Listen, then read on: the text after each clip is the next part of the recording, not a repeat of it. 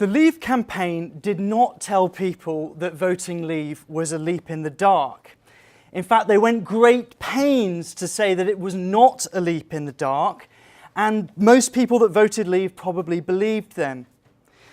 They repeatedly said that nobody was threatening our place in the single market, and Nigel Farage actually used Norway and Switzerland as examples of countries that are doing just fine outside the EU.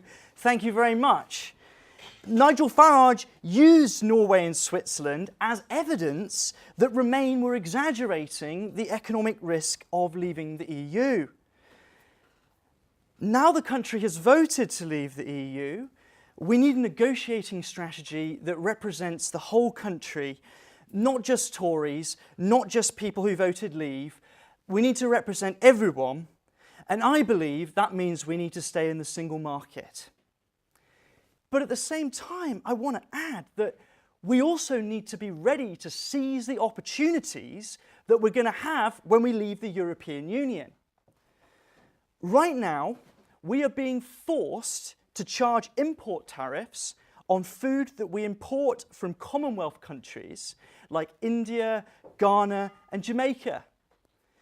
These are nations that speak the same language as us. In many cases, they have the same queen as us, but we're being forced to put up barriers against them because we're part of the European Customs Union. When we leave the European Customs Union, we can get rid of the tax that we're being forced to charge on their exports. And this will benefit them and us enormously. And this is way better than foreign aid because it's not a donation. It's not charity. It's quid pro quo, the mutual respect.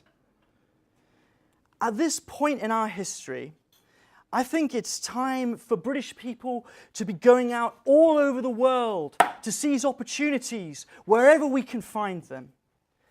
There's no time for us to dwell on the past or to hope things would be the way we'd like them to be. People like me who love the European Union need to recognise that most British people do not, and they never will. People who want to quit the single market need to recognise the reality that that would leave us poorer and less innovative. It's time for all of us to move past the politics of division and unite around a new way forwards. Let the EU keep their foreign policy and their agricultural policy. We'll keep all the fish in our seas. We'll play by their rules when we trade with them, but our horizons will never be limited by them. It's time for us to take on a new role as the freest trading nation in the world. I hope you will all be with me on that. Thank you.